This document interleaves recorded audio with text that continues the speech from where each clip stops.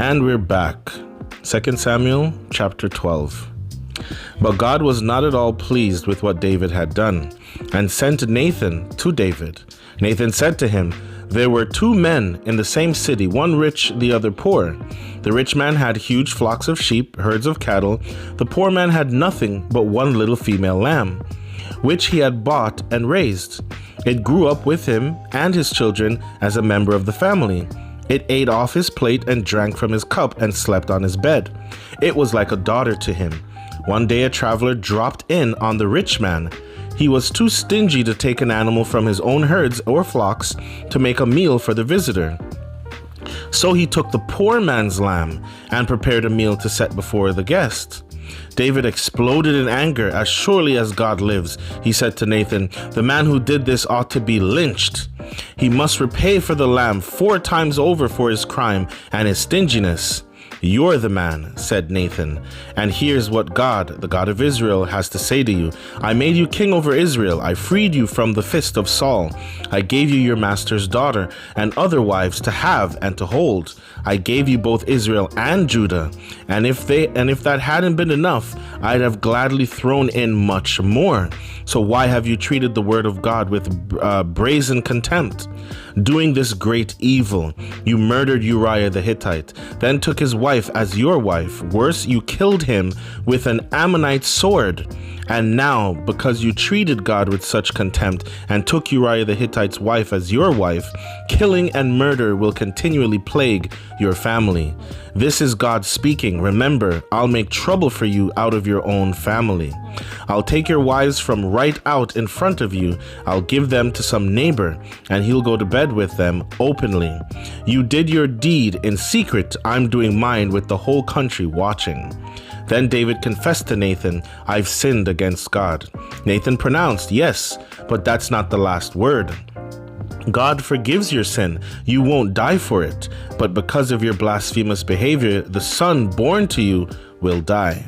After Nathan went home, God afflicted the child that Uriah's wife bore to David, and he came down sick. David prayed desperately to God for the little boy. He fasted, wouldn't go out, and slept on the floor. The elders in his family came in and tried to get him off the floor, but he wouldn't budge, nor could they get him to eat anything. On the 7th day, the child died. David's servants were afraid to tell him. They said, what do we do now? While the child was living, he wouldn't listen to a word we said. Now with the child dead, if we speak to him, there's no telling what he'll do. David noticed that the servants were whispering behind his back and realized that the boy must have died. He asked the servants, is the boy dead? Yes, they answered, he's dead.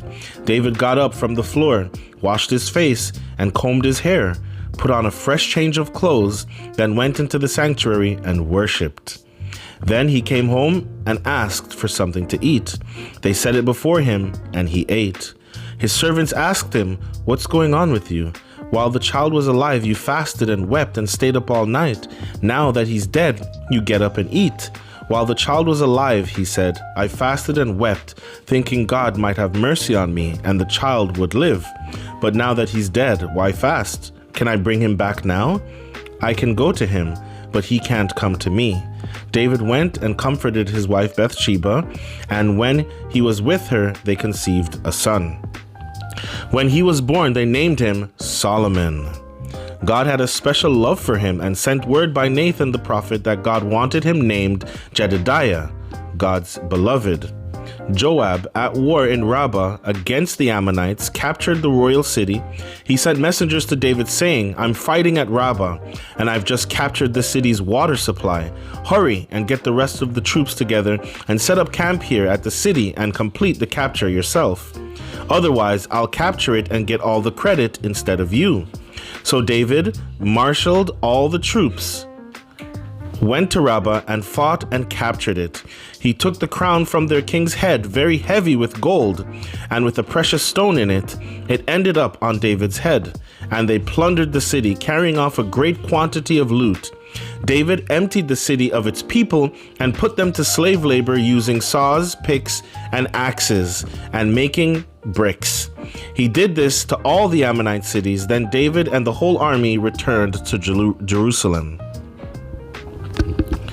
2 Samuel chapter 13. Sometime later, this happened. Absalom, David's son, had a sister who was very attractive. Her name was Tamar. Amnon, also David's son, was in love with her. Amnon was obsessed with his sister Tamar to the point of making himself sick over her. She was pure, so he couldn't see how he could get his hands on her. Amnon had a good friend, Jonadab, the son of David's brother Shimeah. Jonadab was exceptionally streetwise. He said to Amnon, "Why are you moping around like this day after day? You, the son of the king, tell me what's eating at you." "In a word, Tamar," said Amnon, "my brother Absalom's sister. I'm in love with her." "Here's what you do," said Jonadab. "Go to bed and pretend you're sick. When your father comes to visit you, say, 'Have my sister Tamar come and prepare some supper for me here, where I can watch her and she can feed me.'" So Amnon took to his bed and acted sick. When the king came to visit, Amnon said, "Would you do me a favor? Have my sister Tamar come and make me some nourishing dumplings, here where I can watch her and be fed by her." David sent word to Tamar, who was home at the time, "Go to the house of your brother Amnon and prepare a meal for him." So Tamar went to her brother Amnon's house. She took dough, kneaded it, formed it into dumplings, and cooked them while he watched from his bed. But when she took the cooking pot and served him, he wouldn't eat. Amnon said, "Clear everyone out of the house," and they all cleared out. Then he said to Tamar, "Bring the food into my bedroom, where we can eat in privacy." She took the nourishing dumplings she had prepared and brought them to her brother Amnon in his bedroom. But when she got ready to feed him, he grabbed her and said, "Come be with me, sister." "No, brother," she said, "don't hurt me. This kind of thing isn't done in Israel. Don't do this terrible thing. Where could I ever show my face? And you'll be out on the street in disgrace. Oh, please, speak to the king. He'll let you marry me." But he wouldn't listen. Being much stronger than she, he took advantage of her. No sooner had Amnon took advantage of her than he hated her an immense hatred. The hatred that he felt for her was greater than the love he'd had for her. "Get up," he said, "and get out." "Oh no, brother," she said, "please, this is an even worse evil than what you just did." But he wouldn't listen to her. He called for his valet. "Get rid of this woman, get her out of my sight," and locked the door after her. The valet threw her out and locked the door behind her. She was wearing a long-sleeved gown. That's how pure princesses used to dress from early adolescence on. Tamar poured ashes on her head. Then she ripped the long-sleeved gown. Held her head in her hands and walked away, sobbing as she went. Her brother Absalom said to her, "Has your brother Amnon had his way with you? Now, my dear sister, let's keep it quiet, a family matter. He is, after all, your brother. Don't take this so hard." Tamar lived in her brother Absalom's home, bitter and desolate. King David heard the whole story and was enraged, but he didn't discipline Amnon. David doted on him because he was his firstborn. Absalom quit speaking to Amnon, not a word, whether good or bad, because he hated him for violating his sister Tamar. 2 years went by. One day Absalom threw a sheep shearing party in Baal-Hazor in the vicinity of Ephraim and invited all the king's sons. He also went to the king and invited him. "Look, I'm throwing a sheep shearing party. Come and bring your servants." But the king said, "No, son, not this time, and not the whole household. We'd just be a burden to you." Absalom pushed, but David wouldn't budge. But he did give him his blessing. Then Absalom said, "Well, if you won't come, at least let my brother Amnon come." "And why," said the king, "should he go with you?" But Absalom was so insistent that he gave in and let Amnon and all the rest of the king's sons go. Absalom prepared a banquet fit for a king. Then he instructed his servants, "Look sharp now. When Amnon is well into the sauce and feeling no pain, and I give the order, strike Amnon, kill him, and don't be afraid. I'm the one giving the command. Courage, you can do it." Absalom's servants did to Amnon exactly what their master ordered. All the king's sons got out as fast as they could, jumped on their mules, and rode off. While they were still on the road, a rumor came to the king. Absalom just killed all the king's sons. Not one is left. The king stood up, ripped his clothes to shreds, and threw himself on the floor. All his servants who were standing around at the time did the same. Just then, Jonadab, his brother Shimeah's son, stepped up. "My master must not think that all the young men, the king's sons, are dead. Only Amnon is dead. This happened because of Absalom's outrage since the day that Amnon violated his sister Tamar. So my master, the king, mustn't make things worse than they are, thinking that all your sons are dead. Only Amnon is dead." Absalom fled. Just then, the sentry on duty looked up and saw a cloud of dust on the road from Horonaim alongside the mountain. He came and told the king, "I've just seen a bunch of men on the Horonaim road coming around the mountain." Then Jonadab exclaimed to the king, "See, it's the king's sons coming, just as I said." He had no sooner said the words than the king's sons burst in, loud laments and weeping. The king joined in, along with all the servants, loud weeping, many tears. David mourned the death of his son a long time. When Absalom fled, he went to Talmai, son of Ammihud, king of Geshur. He was there 3 years. The king finally gave up trying to get back at Absalom. He had come to terms with Amnon's death. 2 Samuel chapter 14. Joab, son of Zeruiah, knew that the king deep down still cared for Absalom.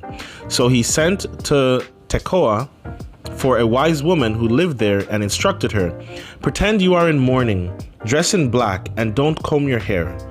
So you look like you've been grieving over a dead loved one for a long time. Then go to the king and tell him this." Joab then told her exactly what to say. The woman of Tekoa went to the king, bowed deeply before him in homage, and said, "O king, help." He said, "How can I help?"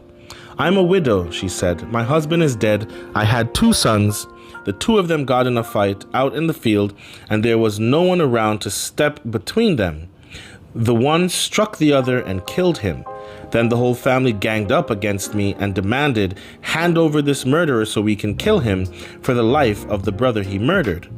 They want to wipe out the air and snuff out the one spark of life left to me. And then there would be nothing left of my husband, not so much as a name on the face of the earth. So now I've dared come to the king, my master, about all this. They're making my life miserable and I'm afraid. I said to myself, I'll go to the king. Maybe he'll do something. When the king hears what's going on, he'll step in and rescue me from the abuse of the man who would get rid of me and my son and God's inheritance, the works. As your handmaid, I decided ahead of time. The word of my master, the king, will be the last word in this. For my master is like an angel of God in discerning good and evil. God be with you. The king said, go home, and I'll take care of this for you. I'll take all responsibility for what happens. The woman of Tekoa said, I don't want to compromise the king and his reputation. Bring the man who has been harassing you, the king continued. I'll see to it that he doesn't bother you anymore. Let the king invoke the name of God, said the woman, so the self-styled vigilante won't ruin everything. To say nothing of killing my son, as surely as God lives, he said, not so much as a hair of your son's head will be lost. Then she asked, may I say one more thing to my master, the king? He said, go ahead. Why then, the woman said, have you done this very thing against God's people? In his verdict, the king convicts himself by not bringing home his exiled son.